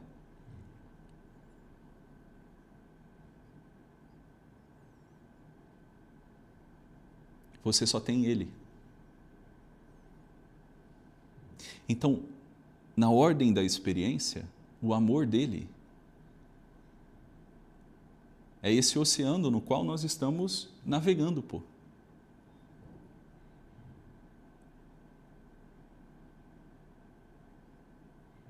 Deus primeiro, o passo de Deus, né? E o primeiro passo quem dá é Ele sempre, é o passo da caridade suprema, é o passo de amor. Ele nos emerge nesse amor dele, que é a realidade. Só que naquilo que se refere aos nossos passos em direção a Ele, não é o amor quem vem primeiro, mas a fé. O que é a fé? A fé é um ato de confiança, o temor a Deus. O temor a Deus. Você confiar nele. E não é confiar no Deus que você crê, no Deus que você acredita, mas confiar no Deus real. Quem que é o Deus real? O Deus real é o Deus que mantém essa estrutura de pé, meu filho. Não é o Deus que você acredita, não é o Deus que você pensa, não é o Deus que às vezes você conversa e acha que é o Deus real. O Deus real é o Deus que mantém essa estrutura de pé. O Deus real é o Deus que você não conhece. É o grande desconhecido. Aquele que é mais próximo e mais presente do que você e, ao mesmo tempo, desconhecido.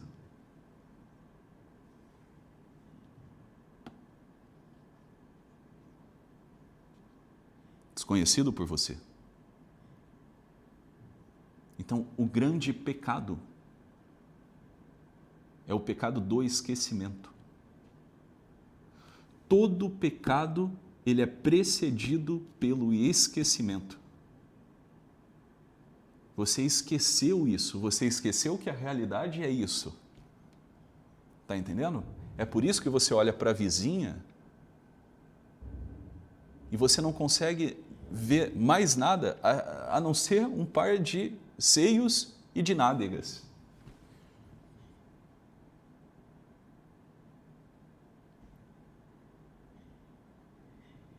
Você não é capaz de olhar para a vizinha e lembrar de Deus.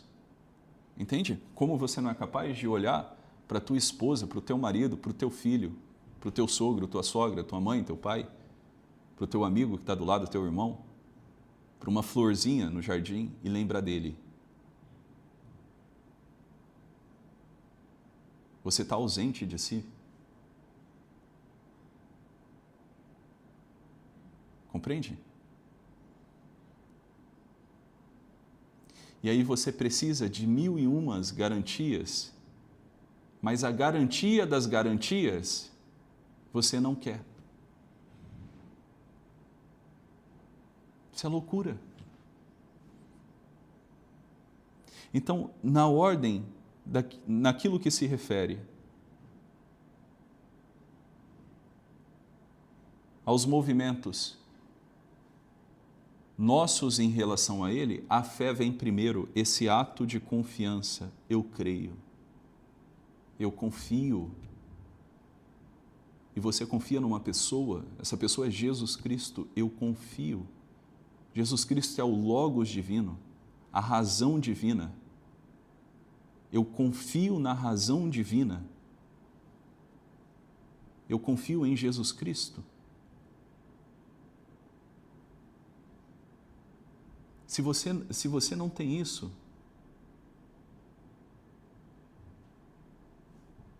meu filho, você não tem nada. Se você não cumpre o primeiro mandamento, você não cumpre nenhum outro, porra.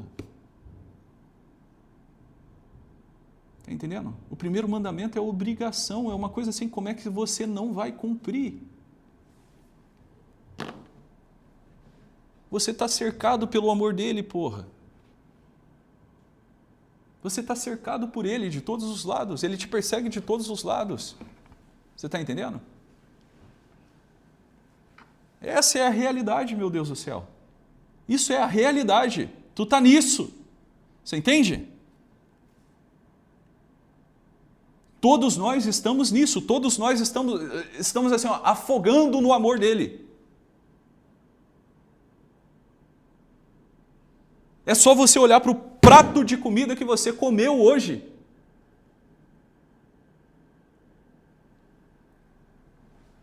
Você não fez aquilo, você não sabe como é que funciona. Você não sabe como você funciona. Só que qual é a certeza das certezas que você tem? Que isso é bom, é bom, é bom. Você está entendendo? É bom, porra. É bom pra caralho. Você está entendendo? A vida é boa pra caralho, porra. Por quê? Porque ele quis você. Ele quis você.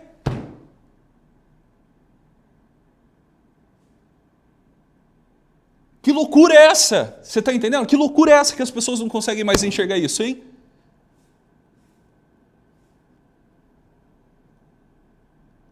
Onde está o teu pensamento? Onde está a tua atenção que não está nisso, porra? Tu tem tempo para a porra toda, mas você não tem tempo para meditar a realidade que está debaixo do teu nariz, cara. Você entende? E se fosse só isso, bastava. O problema é que você quer falar com autoridade. Não dá para falar com autoridade porque você é um mentiroso, porra. Você entende? Você não pode exigir os teus direitos. Por quê? Porque você está usurpando os direitos de Deus. Esse é o grande problema que a gente enfrenta hoje. Você quer falar desde uma posição de autoridade, só que essa posição de autoridade não te cabe. Por quê? Porque ela é falsa.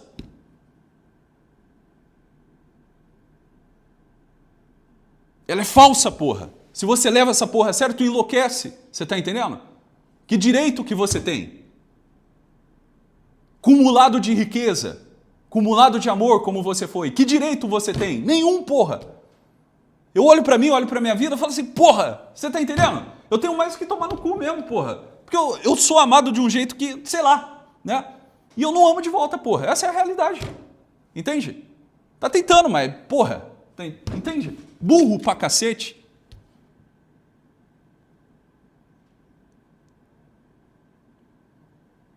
Então o que eu preciso? Eu preciso cair na real. Eu. Isso daqui eu tô falando pra mim, hein? Minha boca tá próxima aqui, ó, do meu ouvido. O primeiro a ouvir sou eu mesmo. Eu preciso cair na real. Eu preciso cair na real. Eu sou o traidor da história. Então, sabe, o que o Tiago merece? Merecimento, mérito do Tiago. O que o Tiago merece? 3 tapas na cara e uma cadeira lá no inferno, entendeu? Um chute no cu e uma cadeira lá no inferno. É isso que eu mereço. Isso daqui é mérito meu. O que tem do Tiago? Qual que é a parte do Tiago? O que tem do Tiago? O que é o Tiago sem a graça, sem a ordem da graça, sem a ordem do amor divino? Um desgraçado traidor. É isso que o Tiago é, porra. Esse é o Tiago sem Deus. Você entende? Esse é o Tiago sem a graça. É isso que eu sou.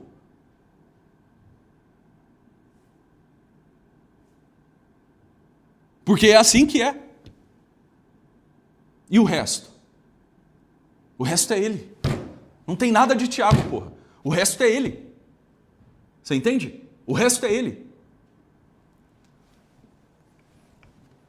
Não tem essa porra de mérito, não. Entende? Que mérito? Que mérito, porra? Que mérito que eu tenho? Até minha correspondência Até minha correspondência é fruto do amor dele. E ele correndo atrás de mim todo esse tempo, você está entendendo? Como ele corre atrás de você, correu atrás de você e corre atrás de você desde que você nasceu, porra.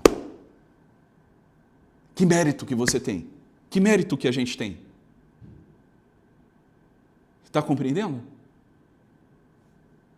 Agora, se isso não está no nosso horizonte de consciência, se isso não está presente na tua cabeça, cara, tu está vivendo um mundo muito louco. Tu está cego, meu filho. Cego, cego, cego, cego, cego, cego.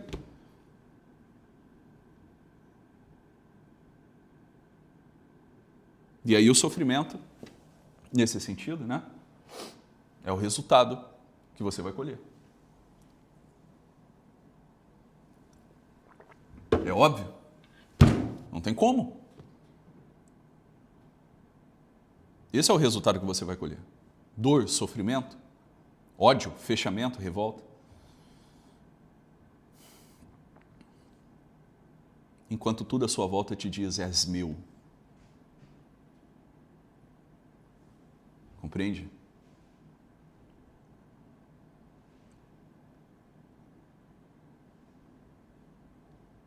Então só existe uma coisa que vale a pena nessa vida. Ele. Só existe uma coisa interessante nessa vida. Ele. Só existe uma coisa pela qual vale a pena lutar mesmo. Por ele.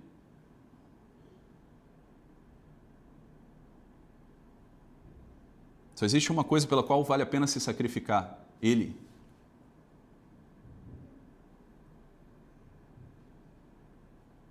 Ele. Ele é a razão de todas as coisas. Ou isso daqui começa a ser central para você. E eu não estou falando de você ficar idiota, imbecilizado. Entendeu? E contar mais histórias malucas para você na tua cabeça e começar a acreditar nisso. Eu estou falando para você confiar na estrutura do real. Para você confiar na realidade, não na tua cabeça. Confiar no amor dele. No amor dele por você. No amor dele por você.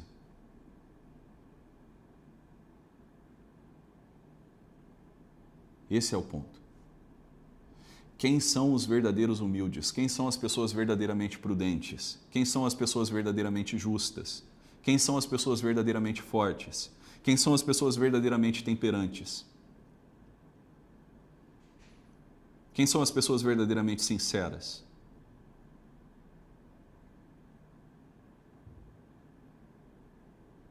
Aquelas que estão buscando Ele.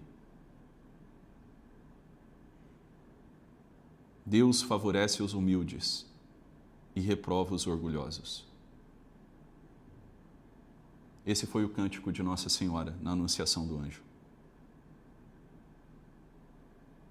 O Senhor olhou para sua pobre escrava.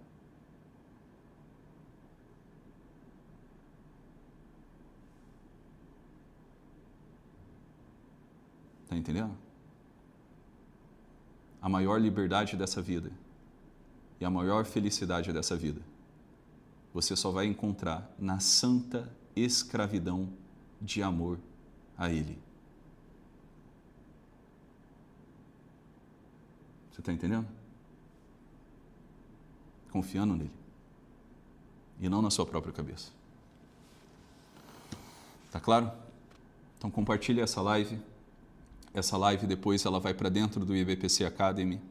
Se você quer aprofundar esses assuntos, entre nos nossos programas de formação do Instituto Brasileiro de Psicologia Clínica, na pós-graduação, no IBPC Academy, e vem fazer parte dessa família de terapeutas, psicólogos, psiquiatras e apaixonados por psicologia que só cresce.